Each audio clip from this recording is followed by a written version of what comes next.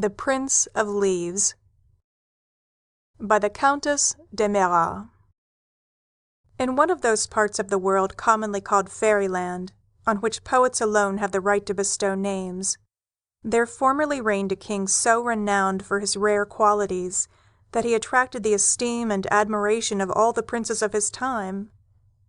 He had many years past lost his wife, the queen, who had never brought him a son, but he had ceased to desire one since the birth of a daughter of such marvelous beauty that from the moment she was born he lavished all his affection and tenderness upon her.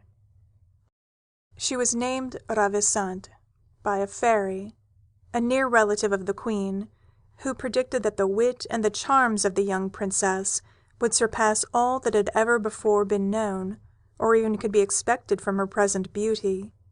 But she added to this agreeable prediction that the perfect felicity of the princess would depend entirely on her heart remaining faithful to its first love.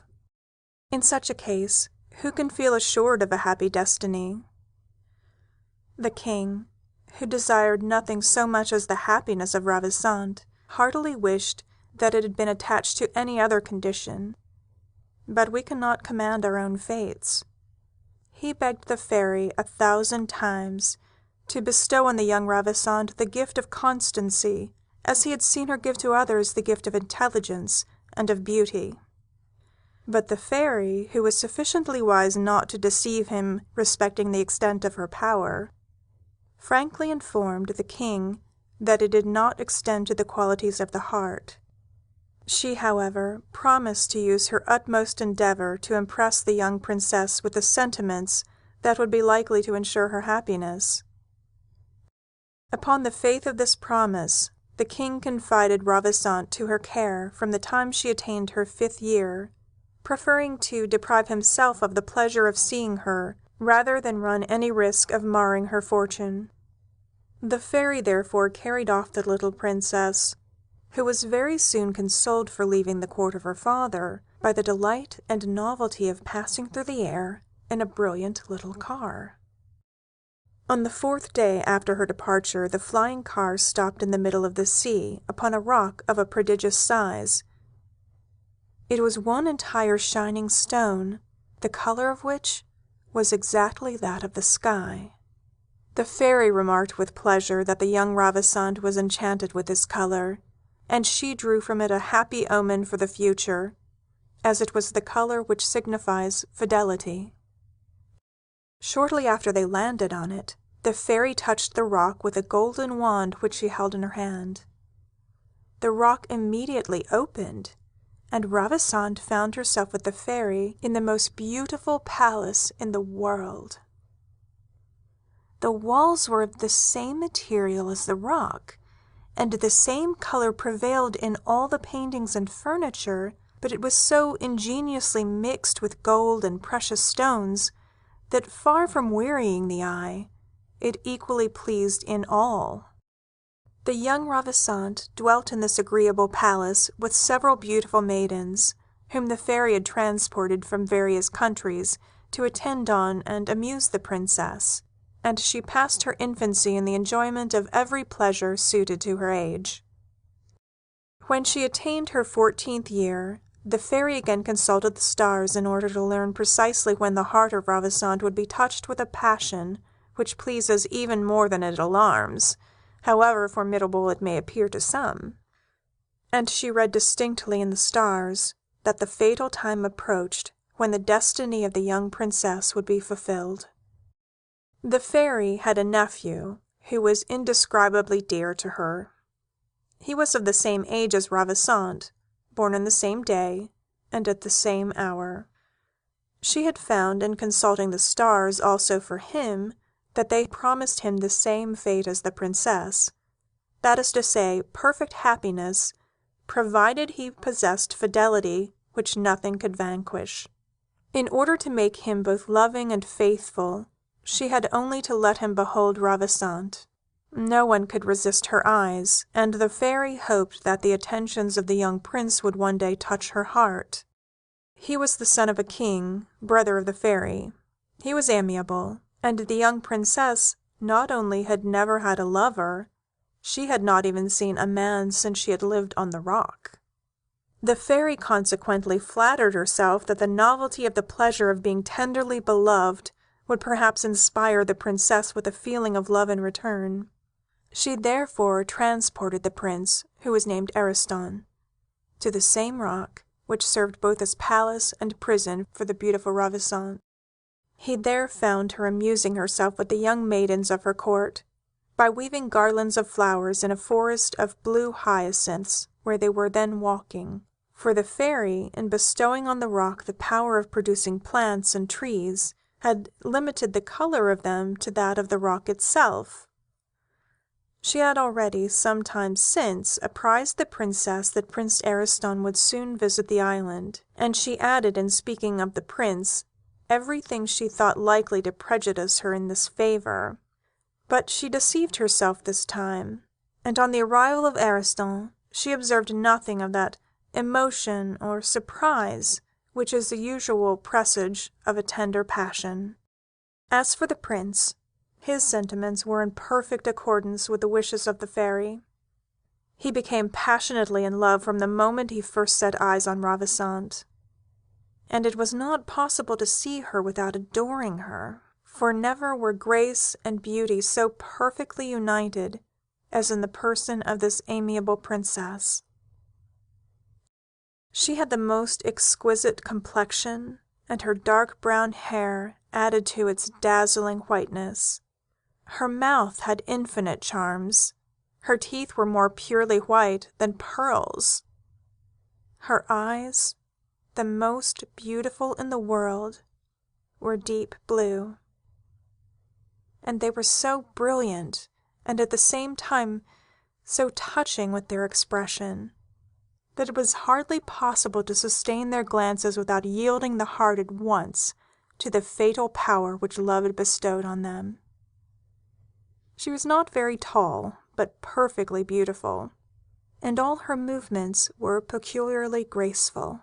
Everything she did and said pleased invariably, and often a smile or a single word sufficed to prove that the charms of her mind equaled those of her person. Such, and 1,000 times more amiable than I can paint her, it had indeed been difficult for Ariston not to become distractedly in love. But the princess received his attentions with indifference, and did not appear in the least touched by them.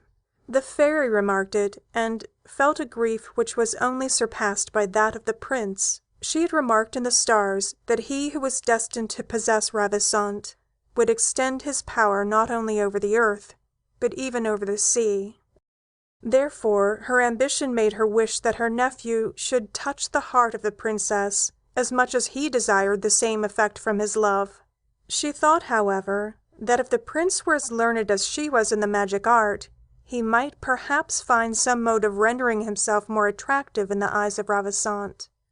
But the fairy, who had never loved, was ignorant that the art of pleasing is not always to be discovered, although sought for with the utmost ardor and eagerness. She taught the prince, therefore, in a short time, all those sciences which are known only to the fairies. He had no pleasure in learning them, nor had he any idea of employing them, but with regard to his passion for Ravissante.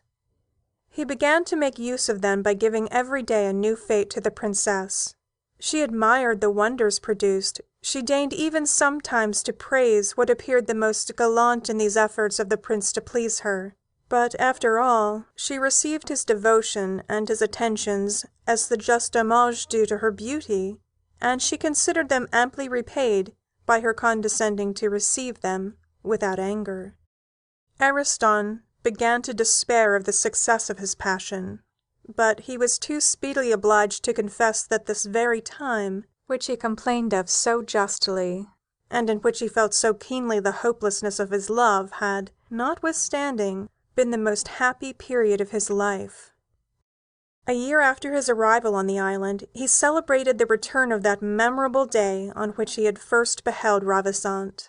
In the evening he gave her a fête in the forest of the hyacinths. Marvellous music was heard in every part of the forest without anyone being able to discover from whence the sounds proceeded. All that was sung by these invisible musicians tenderly expressed the love of Ariston for the princess. They concluded their admirable concert by these words, which were repeated several times. Nor reason, nor relentless fate, my sufferings can terminate.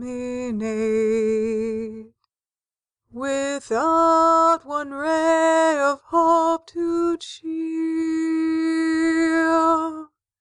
I feel my heart consuming here.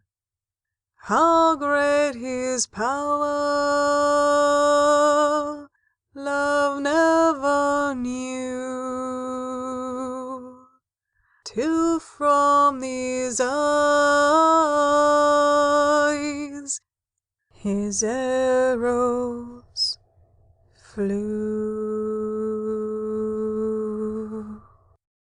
After the music, there appeared suddenly an elegant collation under a tent of silver gauze, elegantly looped up with ropes of pearls. It was open on the side towards the sea, which bounded the forest in that direction, and was illuminated by a great number of chandeliers formed of brilliants, which emitted an effulgence nearly equal to that of the sun. It was by this light that the nymphs of the court of Ravissante pointed out to her an inscription at the entrance of the pavilion, written in letters of gold upon a ruby of immense magnitude, supported by 12 little cupids, who flew away as soon as the princess had heard this inscription read, which consisted of these lines: Where'er throughout the world those lovely eyes may the devoted hearts of men enchain, for one is true, as in the desert sighs, those lovely eyes may search, sweet maid, in vain. But through that world your glory to proclaim, and every mortal to your altar bring. Princess, we haste to bid the trump of fame, with praise of beauty so divine to ring. The fete continued, and Prince Ariston had at least the pleasure of engrossing the leisure of the princess, if he could not occupy her heart. But he was deprived even of this gratification by a surprising spectacle which appeared far out at sea, and attracted the curiosity and attention of Ravissante and of all the court. The object approached, and they distinguished that it was an arbor formed of interlaced myrtle and laurel branches, closed on all sides, and propelled with great rapidity by an infinite number of winged fish. This sight was the more novel to Ravissante, as she had never before seen anything of the color of this arbor. The fairy, having foreseen that it would cause some misfortune to her nephew, had absolutely banished it from her island. The princess watched for the approach of the strange object with an impatience which appeared to Ariston a bad omen for his love.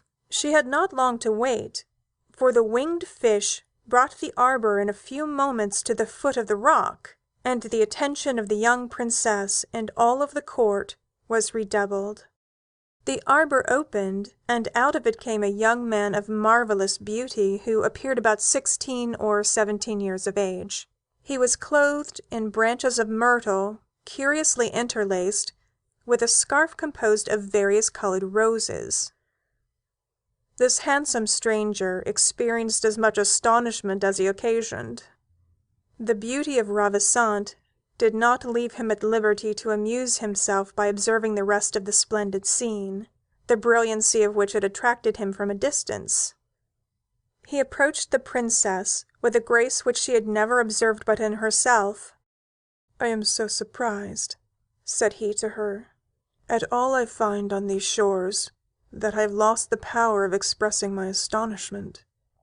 Is it possible," continued he, "that such a goddess, for a goddess you surely must be, has not temples throughout the universe?" "I am not a goddess," said Ravissante, colouring. "I am an unfortunate princess, banished from the states of the king my father, to avoid I know not what misfortune, which they assure me has been predicted from the moment of my birth." "You appear to me much more formidable," replied the handsome stranger, "than those stars which may have some evil influence on your fate, and over what misfortune could not such perfect beauty triumph?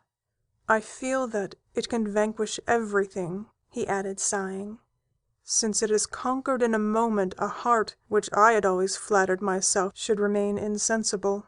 But, madam," continued he without giving her time to reply, "I must, against my will, withdraw from this charming place, where I see you only, and where I have lost my peace of mind. I will return soon, if Cupid prove favourable to me." After these words he re-entered the arbour, and in a few moments he was lost to sight. Prince Ariston was so astounded and distressed by this adventure, that he had not at first the strength to speak. A rival had appeared in a manner as wonderful as unexpected. This rival had seemed to him only too charming, and he thought he had observed in the beautiful eyes of the princess, whilst the stranger addressed her, a languor which he had often desired to see, but which till then he had never detected. Agonized by a despair which he had dare not betray, he conducted Ravissante to the palace, where she passed part of the night, occupied by the recollection of her agreeable adventure, and made her nymphs relate each circumstance over and over again, as though she had not been herself present. As for Prince Ariston, he went to consult the fairy, who he hoped might possess some charm to allay the violent grief under which he laboured. But she had no antidote for jealousy, and they do say none has ever been discovered to this day. The prince and the fairy, however, redoubled their enchantments to defend the entrance of the rock from this formidable stranger, whom they took for a magician.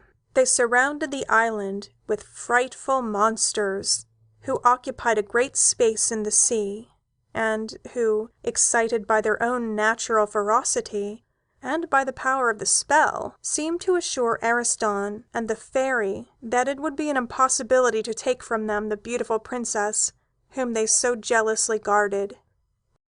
Ravissante seemed to feel more vividly the power of the charms of the handsome stranger by the grief she experienced at the obstacles opposed to his return to the island, and she resolved, at all events, to be revenged on Prince Ariston. She began to hate him, and that alone was ample vengeance. Ariston was inconsolable at finding that he had provoked the hatred of Ravissante by a passion which it appeared to him should have produced just the contrary effect. The princess mourned in secret the forgetfulness of the stranger. It appeared to her that love should have ere this made him keep his promise to return. Sometimes, also, she ceased to desire it, when she remembered the dangers with which Ariston and the fairy had surrounded the approach to the island. One day that she was occupied in these various reflections whilst walking alone on the seashore, for Ariston dared not as formerly follow her, and the princess refused to even attend the fêtes with which she was accustomed to entertain her, she arrived at the same spot which the adventure with the unknown visitor had rendered so remarkable, and was struck by the appearance of a tree of extraordinary beauty floating toward the rock. The colour, which was the same as that of the myrtle arbour of the stranger, gave her a sensation of joy. The tree approached the rock, and the monsters attempted to defend the entrance, but a little breeze agitated the leaves of the tree, and having blown off a few, and driven them against the monsters, they yielded to these light and harmless weapons, and even ranged themselves with a show of respect in a circle around the tree, which approached the rock without further impediment, and opened, disclosing to view the stranger seated on a throne of verdure. He rose precipitately at the sight of Ravissante, and spoke to her with so much eloquence and so much love, that after she had in a few words acquainted him with her history, she could not conceal from him that she was touched by his devotion, and rejoiced at his return. "But," said she, "is it fair that you should know the sentiments with which you have inspired me, before I am informed of the name even of him who has called them forth?" "I had no intention of concealing it from you. replied the charming unknown. "But when near you, one can speak of nothing but you. However, as you wish to know, I obey you, and beg to acquaint you that I am called the Prince of Leaves. I am the son of Spring, and of a sea nymph, a relation of Amphitrite, which is the cause of my power extending over the sea. My empire comprises all parts of the earth which recognize the influence of spring, but I chiefly inhabit a happy island, where the gentle season which my father bestows reigns perpetually. There the air is always pure, the fields ever covered with flowers. The sun never scorches, but only approaches sufficiently near to illuminate it. Night is banished, and it is therefore called the Island of Day. It is inhabited by a people as amiable as the climate is agreeable. It is in this place that I offer you an empire, sweet and calm, and where my heart, above all things, will acknowledge your sovereignty. You must, however, beautiful princess, consent to be carried off from this rock, where you are retained in veritable bondage, notwithstanding the honors they pay you with a view to disguise the real state of the case."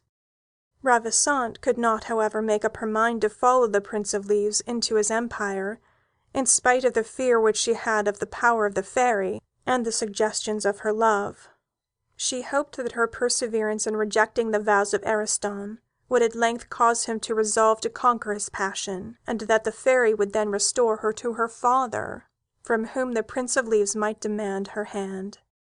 "But I should at least wish," said she to him, "to be able to send you word of what happens in this island, and I know not how that is possible, as everything I do is suspected and watched." "I will leave with you here," said the prince, "the subjects of a friend of mine, who is also a prince. They will constantly attend on you, and by them you can often send me intelligence.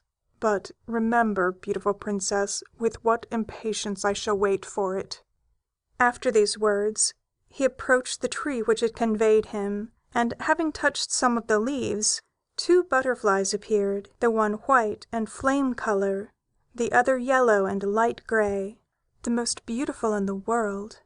As Ravissante gazed on them, the Prince of Leaves said, smiling, "I see you are surprised at the appearance of the confidants I give you, but these butterflies are not merely what they appear to be. It is a mystery which they will explain if you will permit them to talk to you." As he spoke, Ravissante perceived in the distance some of her nymphs, who came to seek her in her solitude, and she begged the Prince of Leaves to re-embark. He obeyed, notwithstanding the infinite regret he felt at quitting her, but he did not depart quickly enough to avoid observation. They informed Ariston and the fairy of his return to the island, and from that moment, in order to take away from the beautiful Ravissante the means, and even the hope of seeing him again, they erected a tower on the summit of the rock formed of the same stone. And in order to render it more entirely secure, as the guard of living monsters had proved insufficient, they caused the tower and rock to be invisible to all those who should come to seek her, not daring again to trust to ordinary enchantments. Ravissante was in despair at being immured in so cruel and impregnable a prison. Prince Ariston had not concealed from her that he had rendered it invisible. He had even attempted to make her accept his care for her safety as a proof of his tender devotion. But Ravissante felt her hatred and contempt for him increase daily, and he dared no longer enter her presence.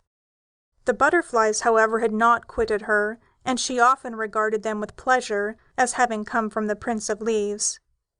One day that she was still more sad than usual, and musing on a terrace at the top of the tower, the flame-colored butterfly flew on to one of the vases filled with flowers, which ornamented the balustrade.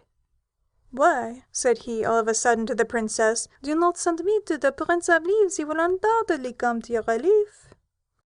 Ravissante was at first so astonished at hearing the butterfly speak, although her lover had prepared her for the novelty, that she was for some minutes unable to answer. However, the name of the Prince of Leaves assisting to dissipate her surprise, "I was so astonished," said she at length, "to hear a butterfly speak like ourselves, that I could not sooner reply to you. I can well believe that you could go to apprise the Prince of Leaves of my misfortune. But what can he do? Only distress himself uselessly. He cannot find me in a place which the cruelty of my enemies has taken care to render invisible."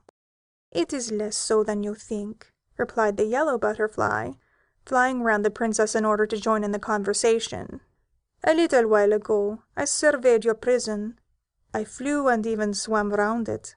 It disappears when one is on the water, but when one is elevated in the air, it ceases to be invisible.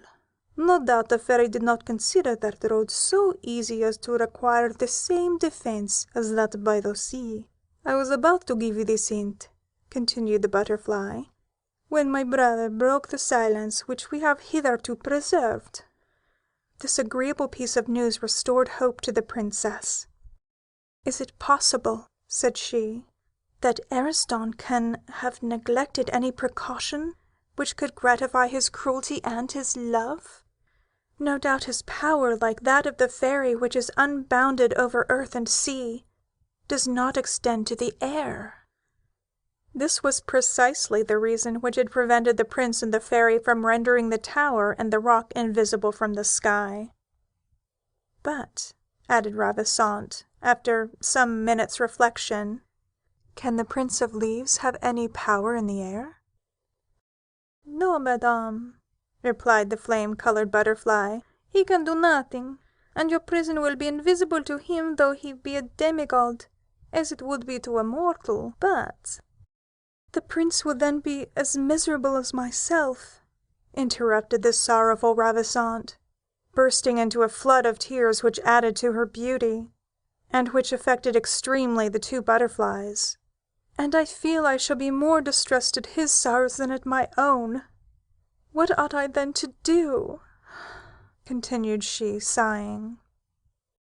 "Send me off at once," replied the flame-colored butterfly, briskly. "I will go and apprise the Prince of Leaves of your misfortunes, and he will come to the rescue. Although his power does not extend to the air, he has a prince amongst his friends who can do anything in it, and of whom he can dispose as of himself. But my brother can inform you of all this during my absence.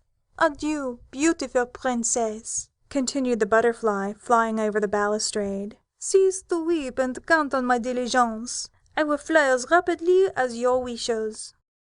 After these words, the butterfly was lost in the air, and the princess felt that charming and lively sensation of joy which the hope of soon beholding a beloved one inspires. She returned to her apartment, and the yellow butterfly followed her. She was extremely impatient to know from what prince her lover hoped for assistance. To end her doubts, she begged the yellow butterfly to tell her all that could contribute to augment or flatter her hopes. She placed him on a little basket of flowers, which she carried to a table near her, and the butterfly, who considered it an honor to please her, commenced his recital. "Near the island of Day, where the Prince of Leaves reigns, there is another, smaller but equally agreeable. The ground there is always covered with flowers, and they affirm that it is a boon granted to our country by Flora, to immortalize the memory of the happy days when she came there to find Zephyr, for they contend that it was on our island that they used to meet when their love was still new and secret. It is called the Island of Butterflies. The inhabitants are not of the form that you see me under. They are little winged men, very pretty, very gallant, very amorous, and so volatile that they hardly love the same thing for even one day. Whilst the golden age reigned on the earth, Cupid, who at that time flattered himself that the hearts of all mankind would be ever fond and faithful, feared that, by the facility with which we flew about the world, we might teach mortals the agreeable art of changing in love, which this god called an error capable of utterly destroying the happiness of his empire. In order to interdict all communication between us and the rest of the universe, he came to our island, touched the ground with one of his arrows, and rising again upon a brilliant cloud which had borne him thither. "If again," said he, "to the inhabitants of the island, you wish to traverse the air like the gods, I have taken sure means of vengeance. You can no longer by your dangerous society trouble the happiness of my empire." After these words he disappeared.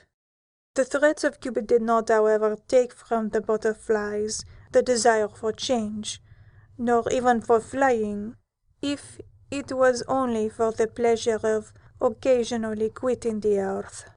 Some of them mounted into the air, and found that they had the same facility as they possessed before Cupid had forbidden them to do so. But as soon as they passed the limits of the island, they were changed into little insects, such as you now behold me, all of different colors, avenging Cupid having intended to mark by this variety how much they were given to inconstancy. Surprised at their metamorphosis, they returned to our island, and as soon as they touched the ground, they were restored to their original form. Since that fatal time, the vengeance of Cupid has always continued amongst us. When we quit the earth, nothing of our nature as men remains, except for our mind, and the liberty of speaking like them. But we have never made use of it out of our island, not choosing to make this act of vengeance celebrated by publishing it ourselves to the universe, or to alarm those who, like us, are inclined to inconstancy. We have, however, the pleasure of seeing, in our travels through the world, that fate has revenged us on Cupid without our assistance, for inconstancy reigns with equal power to his own in the whole extent of his empire. Some centuries after this change took place in the realm of the butterflies, the sun, that seemed to take pleasure in making it bring forth flowers, was so enchanted with his handiwork that he fell in love with a rose of extraordinary beauty. He was tenderly beloved by her, and she sacrificed to him all the care bestowed on her by the zephyrs. At the end of some time, the rose became of a different form to the rest. The sun immediately caused others to blow, resembling her, in order that she might be less remarked in this quantity of flowers, which then appeared a new kind of plant. It has since been called the Rose of 100 Leaves. At length from the sun and this rose sprung a demigod, whom the sun destined to reign forever in our island. Until then, we had had no sovereign, but the son of a god who had favored so constantly our earth was received as our ruler with extreme joy. They called him the Prince of the Butterflies. It is this prince, beautiful princess, who can assist you in the air, and whom the adventure I am about to relate has rendered such a fast friend of the Prince of Leaves. In a country far removed from that of the butterflies, there reigns a fairy, who dwells in a very dark cavern. They call her the Fairy of the Grotto. She is of an immense size. Her complexion is a mixture of blue, green, and yellow. Her face is almost as formidable as her power, and she is so dreaded by mortals that there is not one bold enough to approach the country which she inhabits. One day, the Prince of Butterflies, travelling for his pleasure in the neighborhood of his empire, perceived the fairy, and surprised at this rencontre, he followed her for some time, to see what would become of so fearful a monster. She did not remark that she was observed, for the prince, although the offspring of the sun, had not been able to obtain from fate the liberty of travelling under any other form than that which we all took on leaving the kingdom, because he was born since the time when Cupid had made us feel his vengeance. However, he was not inconstant, like all his subjects, and Cupid, by way of showing him a little favour on that account, had permitted him, when he changed his form, to be of one colour only, and that colour should be the one which signifies fidelity. Under this form, he followed the fairy as far as he pleased, and he saw her enter her dismal abode. Impelled by curiosity, he flew in after her. But what a sight awaited him at the bottom of this cavern! He there saw a young lady more beautiful and more brilliant than the day, reclining on a bed of turf, and who appeared in extreme grief. From time to time she dried the tears which fell from her lovely eyes. Her distress and the languor of her appearance added to her charms. The Prince of the Butterflies remained so entranced by this spectacle that he forgot the form under which he appeared, and only remembered that he was desperately in love, and that he was burning to say so. He was roused from this sweet reverie by the awful voice of the fairy, who spoke to the young lady with frightful severity. This filled his heart with sorrow and anger, as well as with despair, at not daring to express either one or the other. The fairy, who by a natural restlessness could not remain long in the same place, went out of the cavern. The prince then approached the young person with whom he was so charmed. He flew round her, and wishing to enjoy the only liberty which his form permitted, he alighted on her hair, which was the fairest in the world, and at length upon her cheek. He was dying to tell her how much he was touched with her beauty and her grief, but by what means could he convince her that he was son of the sun, without being able to appear before her in his own form? And how could he inform her of the vengeance of Cupid, and the inconstancy so natural to the inhabitants of the island, at the very time that he wished to persuade her that he would never cease to love her? He remained several days in the cavern, or in the forest with which it was surrounded. He could not resolve to quit this beauty that he so adored, and although he dared not speak to her, he saw her, and that was enough to make him prefer this hideous abode to the agreeable scenes where he had the pleasure of reigning, and of being acknowledged the most beautiful prince in the world.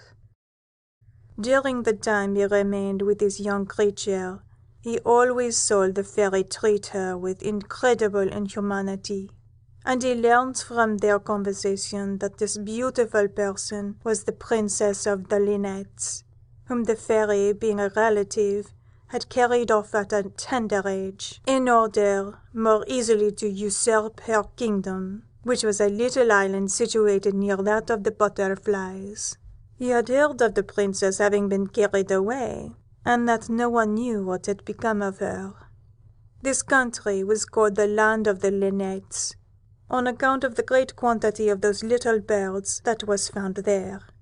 The Prince of Butterflies pitied sincerely this unfortunate princess, and in the hope of being able to deliver her, he determined at length to tear himself away from her. He flew to the island of Day without resting for a moment. He there found the Prince of Leaves, with whom he was united in the most tender bond of friendship, and who was about to pass a part of the year in the island of Butterflies.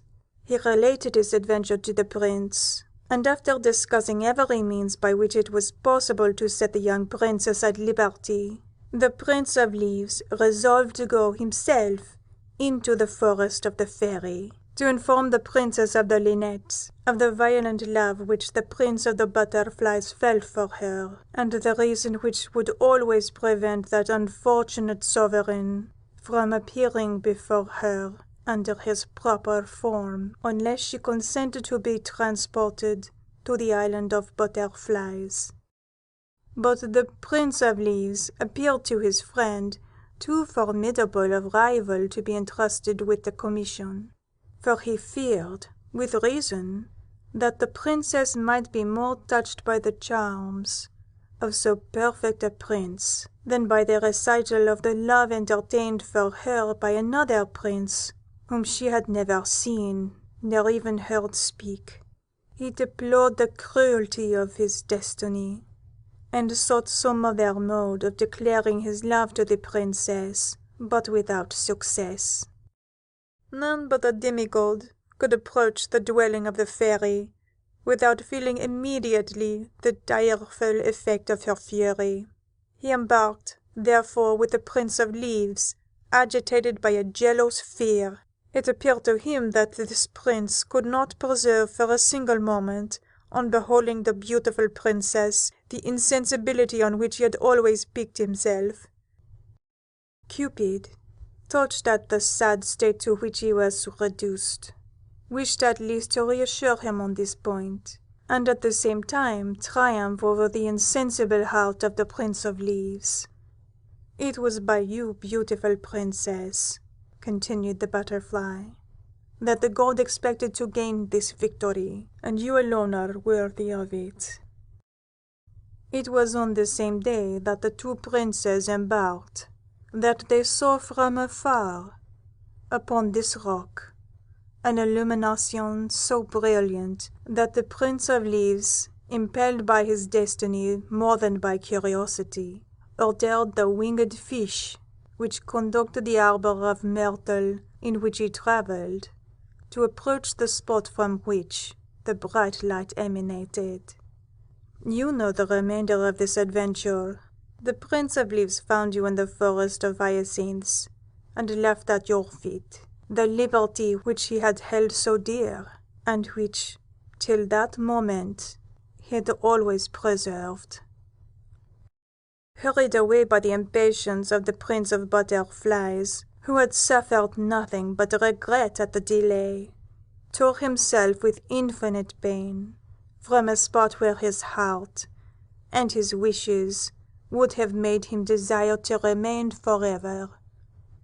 They continued their voyage, and the Prince of Butterflies was so delighted to see that the Prince of Leaves was so deeply in love, and so far from being likely to become his rival, that he did not doubt of its being a happy omen, and that he might count on a successful issue to his enterprise. They arrived in the forest of the Fairy of the Grotto. They entered her dreary abode, and Cupid, who had resolved to favour them, caused them to find the Princess of the Linnets alone and asleep. There was no time to be lost. The Prince of Leaves carried her off in the myrtle arbor, whilst the Prince of the Butterflies followed. The fairy returned at this moment. She uttered the most horrible shrieks at the sight of this abduction. She thought she could prevent it by her art, and revenge herself on those who had thus dared to rescue the Princess of the Linnets. But her enchantments were powerless over the Prince of Leaves, who soon was far away from the dismal shore. In the meanwhile the princess awoke, and was agreeably surprised at finding herself where she was, and at the presence of the Prince of Leaves. But it was an agreeable surprise, which increased when that prince conversed with her, and informed her of the effect of her beauty, and that she would henceforth, being delivered from the tyranny of the fairy, reign in her own empire, and in one also even finer than her own. The Prince of the Butterflies then spoke of his love with so much vivacity and tenderness, that the princess felt excessive curiosity to see him in his true form, of which she confessed to have formed a very exalted idea from the time she heard his voice. They continued to float on, and after some days arrived at the island of Butterflies, when the prince hastened to land in order to appear at length in his own person to the princess. The Princess of Linnets then sent to inform her subjects in her own island of her adventures. They flocked to see her, and it was in their presence that she accepted the heart and empire of the happy Prince of the Butterflies. The Prince of Leaves, however, left her immediately that he had safely conducted her to that island, in order to return hither, beautiful princess, where his anxiety and his ardent love made him impatient to be. Ravissante listened with extreme attention to the butterfly, when she saw Prince Ariston enter her chamber with such fury in his countenance that she dreaded its effects. "Fate threatens me," he cried on entering, "and as it is with some great misfortune, it must, no doubt, be that of losing you. None other would affect my heart, or be worthy of being so predicted. See, madam," he continued, addressing Ravissante, "the colour which the walls of this tower are assuming. It is a certain sign of approaching misfortune." As the misfortunes of Ariston were a happiness to Ravissante, she looked without distress at that which he pointed out to her notice, and perceived, indeed, that the blue stones were losing their original colour, and beginning to turn green.